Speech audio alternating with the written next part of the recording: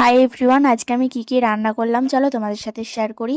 ফার্স্টে দেখো আমি কড়াইটা চাপিয়ে দিয়েছি, তারপর দিয়ে দিয়েছি জল, তারপর দিয়ে দিয়েছি শিমগুলোকে সেদ্ধ করতে। তো ফার্স্টে দেখো হলুদ দিয়ে দিলাম, নুন দিয়ে দিলাম, চিনি দিয়ে দিলাম, তারপর দিয়ে দিলাম ঢাকনা। যেহেতু একটু নাড়াচাড়া করে নিয়েছি, তারপর একটু ঢাকনা দিয়ে দিলাম, শিমগুলো খুব ভালোভাবে সেদ্ধ হয়ে যাবে।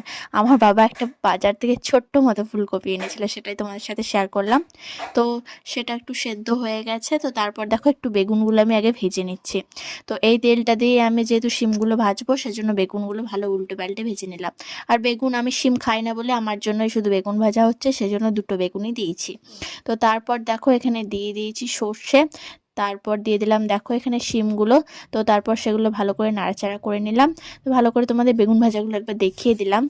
তো দেখো শিম ভাজাটাও প্রায় কমপ্লিট হয়ে গেছে। তো তোমাদের একটু ভালো করে দেখিয়ে দিলাম সেগুলো। তারপর দেখো এখানে দিয়ে দিয়েছি আমি কুমড়োর তরকারি বানাতে, সেখানে পেঁয়াজ লঙ্কা সব কিছু দিয়ে দিয়েছি। তারপর দিয়ে দিলাম দেখো ওগুলো ভেজে পরে দিয়ে দিয়েছি কুমড়ো আলু, তারপর তেজপাতা দিয়ে দিয়েছি, তার সাথে দিয়ে দিয়েছি একটু চিনি। আর যেহেতু কুমড়োটা মিষ্টি আছে, তারপর দেখো নুন হলুদ দিয়ে দিলাম। তো লঙ্কাটা দিতে আমি একদমই ভুলে গেছি, লঙ্কা গুঁড়োটা। এমনি লঙ্কাতে আমি দিয়েছি, সেটা তোমরা দেখতে পাচ্ছ। সেই জন্য ভাবলাম আমি একদম লাস্টে লঙ্কা গুঁড়োটা দিয়ে দিই, যখন মনে পড়ছে তখনই আমি দিয়ে দিলাম। তো চলো দেখো এটা করতে করতে আমি এবার বানাবো হচ্ছে মাছের ডিমের বড়া।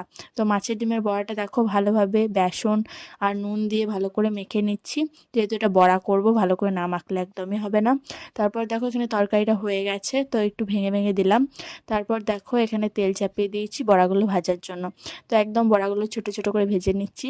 আর অনেকগুলোই বড়া হয়েছিল, সবগুলো বড়া টক করব না, কিছু বড়া টক করব আর কিছু বড়া ভেজে রাখবো। সেই জন্য দেখো ভালো করে দেখো দিয়ে দিচ্ছি।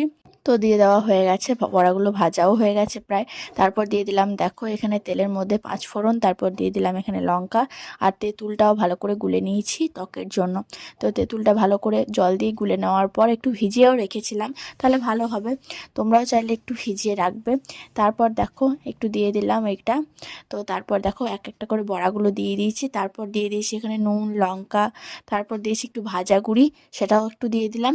তো তোমাদেরকে সবটাই শেয়ার করলাম। তো তোমাদের কেমন লাগলো অবশ্যই কমেন্ট করে জানিও। তো দেখা হচ্ছে আবার একটা নেক্সট ভিডিওতে। Tata guys.